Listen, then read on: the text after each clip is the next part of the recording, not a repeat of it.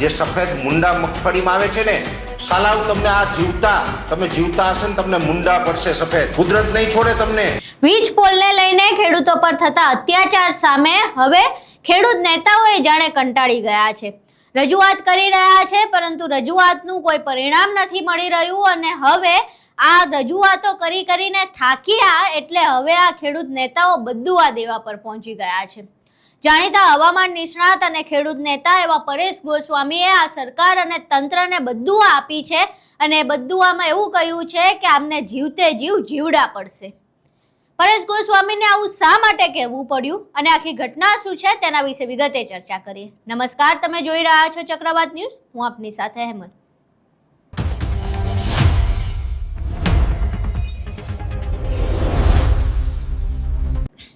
ગુજરાતમાં અનેક જિલ્લાના ખેડૂતો જબરદસ્તી તેમની જમીનમાં તેમની મંજૂરી વિના, યોગ્ય વળતર આપ્યા વિના ખાનગી કંપનીઓની દાદાગીરીથી અને પોલીસ તંત્રની દાદાગીરીથી જે વીજ પોલ નાખવાની પ્રક્રિયા હાથ ધરવામાં આવી રહી છે તેને લઈને વિરોધ કરી રહ્યા છે.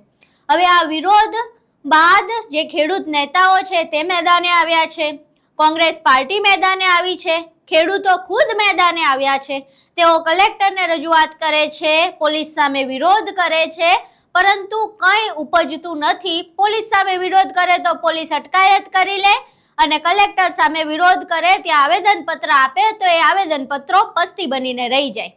હવે આ બધાથી ખેડૂત નેતા અને હવામાન નિષ્ણાત એવા પરેશ ગોસ્વામી કંટાળ્યા છે અને તેમનો એક વિડીયો સામે આવ્યો છે, જે વિડીયોમાં તેમણે રીતસરનો શ્રાપ આપ્યો છે ને બદુઆ આપી છે. આ સરકાર જેને ખેડૂતોનો અવાજ નથી સંભળાતું, આ તંત્ર જે ખેડૂતો પર દમન કરી રહ્યું છે તેને બદુઆ આપતા કહ્યું છે કે જેમ પાકમાં ઝીણા સફેદ મુંડા પડે છે ને, એમ જીવતે જીવ તમને મુંડા પડશે. જે આ ખેડૂતોને હેરાન કરો છો ને, કુદરત તમને નહીં છોડે.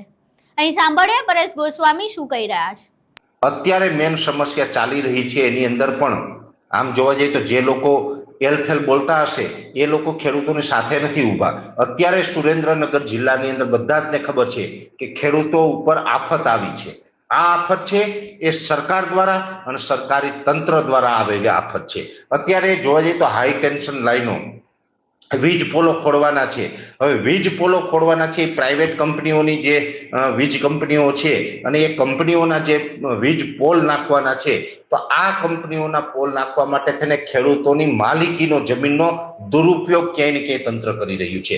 અને આ કંપનીઓને જે જમીનની જરૂર છે પોલ નાખવા માટે, તો એના માટે સરકાર કંપનીઓને સહકાર આપી રહી છે અને ખાસ કરીને તંત્રનો દુરુપયોગ થઈ રહ્યો છે કે ખેડૂત જ્યારે પણ એ સહમત નથી કે ભાઈ મારા ખેતરમાં તમે પોલ નાખો, તો ત્યાં પોલીસ પ્રોટેક્શન રાખી પોલીસ દ્વારા ખેડૂતોને દબાવવામાં આવે છે, ડરાવવા ધમકાવવામાં આવે છે અને બળજબરીપૂર્વક ક્યાંય ને ક્યાંય આ કંપનીઓ માટે થઈને ખેડૂતોને ડરાવી ધમકાવી અને બળજબરીપૂર્વક ત્યાં વીજ પોલો છે એને નાખવામાં આવે છે. આ ખૂબ દુઃખદ બાબત છે. આપણે ભારત દેશની અંદર વસી રહ્યા છીએ, કૃષિ પ્રધાન દેશની અંદર વસી રહ્યા છીએ. આ મારા દેશનો ખેડૂત, આ મારા દેશનો જગતનો તાજ જેને આપણે કહીએ છીએ, આ દેશનો ખેડૂત છે દિવસ રાત મહેનત કરે, પરસેવો પાડે, અનાજ કઠોળ અને શાકભાજી લઈ આવી અને દુનિયા આખીને આપે છે. અને એ જ ખેડૂતને આંખમાં આજે આંસુ છે ને, આ એક એક આંસુનો બદલો ક્યાંય ને ક્યાંય જે આ ખોટું કરી રહ્યા છે લોકોએ લોહીના ટીપાથી આપવો પડશે. કુદરત કોઈને નથી છોડવાનું. કુદરત પાસે બધાનો સરખો જ ન્યાય થશે અને કુદરતની ન્યાય પ્રક્રિયા છે એમાં કોઈની લાગવગ નહીં ચાલે. ઠીક છે કે આજે વીજ કંપનીઓ છે એ પૈસાના પાવરથી, લાગવગથી, સત્તાથી દરેક રીતે ક્યાંય ને ક્યાંય ખેડૂતોને દબાવીને પોતાનો ફાયદો ખાટી રહી છે, પણ કુદરતની જે કોર્ટ છે ને એમાં કોઈની લાગવગ નહીં ચાલે, એમાં કોઈના પૈસા નહીં ચાલે અને ન્યાય ખેડૂત સાથે ન્યાય થશે. અને અત્યારે જે પ્રકારે થઈ રહ્યું છે આ ખોટું થઈ રહ્યું છે. અમે ખેડૂતોની સાથે છે. એ બાબતમાં જરૂર પડશે ત્યાં અમે ગ્રાઉન્ડ ઉપર પણ ખેડૂતોની સાથે જશું. કેમ કે અત્યારે જે વીજ લાઈનો નાખી રહી છે જે કંપનીઓ, એ કંપનીઓના બાપની જમીનો નથી. એ જમીનો જે ખેડૂતની છે ને, ખેડૂતોના બાપ દાદાઓએ પેટે પાટા બાંધીને આ જમીનો રાખેલી હતી અને ખેડૂતોને જે પેટે પાટા બાંધીને જમીનો સાચવી રાખી હતી તો કોઈ આ વીજ કંપનીઓ માટે નહોતી રાખી, એના વારસદારો માટે, એના સંતાનો માટે આ જમીનો રાખી હતી. અને આજે આ વીજ કંપનીઓ છે પોતાની મનમાની કરે, પોતાની વીજ લાઈનો નાખવા માટે, પોતાના વેપાર ધંધા કરવા માટે થઈને મફતના ભાવે ખેડૂતની જમીનો પડાવી લેવામાં આવે કે દાદાગીરી કરીને બળજબરીપૂર્વક ખેડૂતોના ખેતરમાં આ વીજ લાઈનો નાખવામાં આવે. આ ખૂબ દુઃખદ છે. અને વળતર આપે તો તમે જંત્રી મુજબ કે જંત્રીનું 4 ગણું વળતર આપો તો પણ એમાં ખેડૂતને કશું વરવાનું નથી. આજે ખેડૂતની જમીન છે ખૂબ કિંમતી જમીન છે, અને આજે કિંમતી જમીનની અંદર તમારી નજર ગઈ છે કે કિંમતી જમીનની અંદર તમે વીજ પોલ નાખી દો, અને આજે જે કિંમતી જમીન છે ને એ કિંમતી જમીનની અંદર કોઈ વીજ પોલ, એક પોલ પણ આવે ને, માની લે કે કોઈ 10 વીઘાનું ખેતર છે, એ 10 વીઘા ખેતરની અંદર મોટો હાઈ ટેન્શન લાઈનનો જે પોલ આવે, મોટો પોલ આવે ને, એટલે એ જમીનની કિંમત છે એ ઘટી જાય છે. 50% જમીનની કિંમત ઘટી જાય છે. તમે વળતર આપશો તો એનાથી શું ફાયદો થવાનો?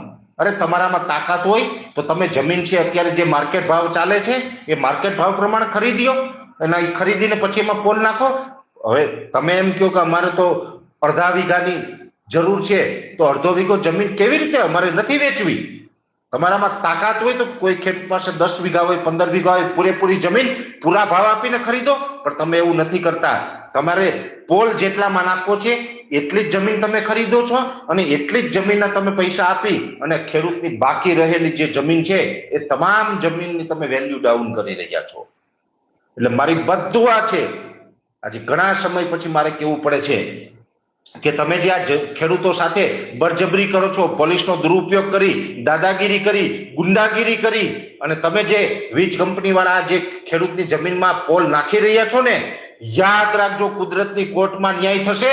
અને યાદ રાખજો જે અમારા ખેડૂતના ખેતરમાં જે સફેદ મુંડા મગફળીમાં આવે છે ને, સાલાવ તમને આ જીવતા, તમે જીવતા હશે ને તમને મુંડા પડશે સફેદ. કુદરત નહીં છોડે તમને. તમે જે ખેડૂતો સાથે અન્યાય કર્યો છે, તમે ખેડૂતોની રોજીરોટી ઉપર હાથ નાખ્યો છે.